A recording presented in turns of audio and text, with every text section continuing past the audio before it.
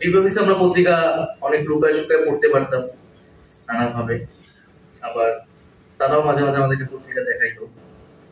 তো একটা পত্রিকায় হেডলাইন হলো প্রথম পৃষ্ঠা যে সরকার পতনের টার্গেট ছিল 3 সমন্বয়ের, সেখানে আমার আসিফ এবং বাকেরের ছবি। তো এই মানে ডিজিএফআই নিউজটা পাবলিশ করাইছে পত্রিকা, পরের দিন হারুন এসে এটা আমাদেরকে দেখাইতেছে তোমরা তো এটার সাথে জড়িত, তোমাদের এই উদ্দেশ্য নিয়েই নামছে।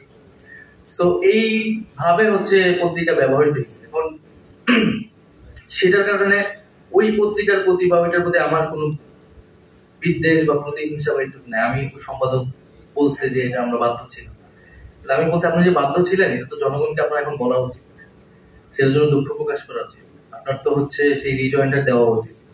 এই পত্রিকাগুলো কিন্তু ওই যে ভূমিকার কারণে মিডিয়া, এবং গত কয়েকদিন ধরে আমি কথাটা বলতেছি যে বিগত সময় যে মিডিয়া বা এই আন্দোলনের সময় মিডিয়া যে পরিস্থিতির শিকার হয়েছে, বাস্তবতার শিকার হয়েছে, অনেক সময় সেলফ সেন্সরশিপ করছে, নিজের থেকে আদর্শিক কারণে তারা আওয়ামী লীগকে সাপোর্ট করছে, এর কোনো ধরনের বক্তব্য বয়ান জনগণের সামনে নাই।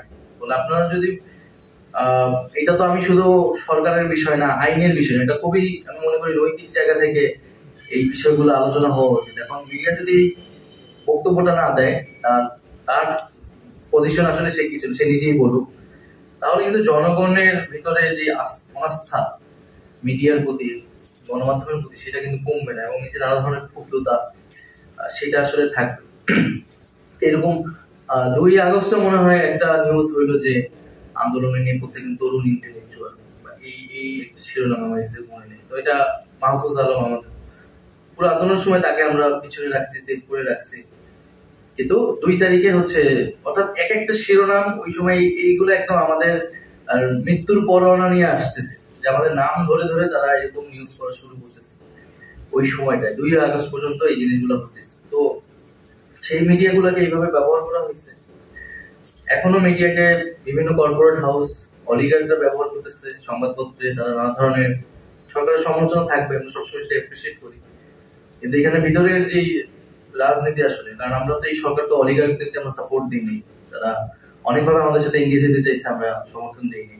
তো তাদের তো মিডিয়ার উপর তাদের একটা বড় প্রভাব, এবং তাদের সেই মিডিয়াগুলোকে এখন ব্যবহার করতেছে আমাদের ক্যারেক্টার অ্যাসাসিনেশন করার জন্য, সরকারের বিরুদ্ধে নানা ধরনের যেটা অযৌক্তিক সমালোচনা তারা করতেছে।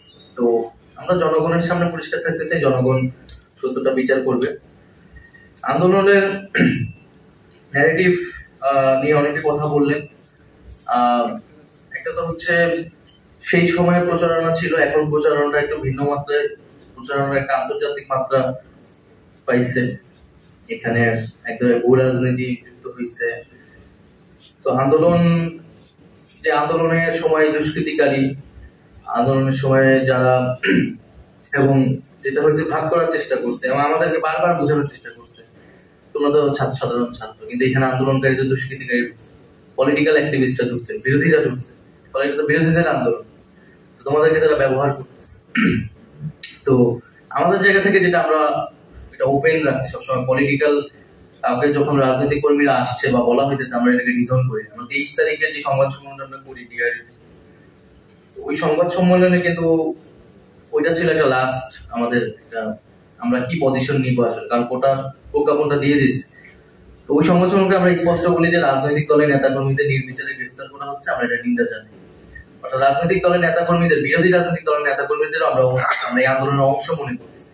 সে রাজনৈতিক উদ্দেশ্যে এখানে আসে নাই, তার রাজনৈতিক পরিচয় এখানে গুরুত্বপূর্ণ না। এই আন্দোলনটা ন্যায্য, ন্যায় বিচারের জন্য আন্দোলন, প্রতিরোধের আন্দোলন হচ্ছে, এখানে সবাই আসতে পারবে। ফলে এই ন্যারেটিভ গুলো তারা করতে চাইছে, আমাদের সাইকোলজিতে দিতে চাইছে, কিন্তু তারা শেষ পর্যন্ত আসলে সফল হয়নি। এবং আন্দোলনের ন্যারেটিভ এখন যেভাবে বিল্ড হইতেছে, আমাদের দুর্বলতা হচ্ছে যে আমরা নিজেরা যারা নানান পক্ষ আন্দোলন করছি, তারাও নানা ন্যারেটিভে বিভক্ত হয়ে গেছে। অবশ্যই আন্দোলনকে দেখার দৃষ্টিভঙ্গি আলাদা থাকবে, আলাদা আলাদা রাজনীতি এটার সাথে যুক্ত, কিন্তু আমরা নিজেরা যেহেতু শক্ত ন্যারেটিভ যদি তৈরি করতে পারি, তাহলে আমাদের শত্রুপক্ষের ন্যারেটিভ সেটা কিন্তু প্রভাব বিস্তার করবে। কেউ না বুঝলেও আমরা আপনার প্রয়োজন বুঝি, আর তাই তো অত্যাধুনিক ফিচার সম্বলিত বিভিন্ন সাইজ আর কালারের 250-টিরও বেশি ডিজাইন অপশন নিয়ে ওয়ালটন স্মার্ট ফ্রিজ বোঝে আপনার প্রয়োজন।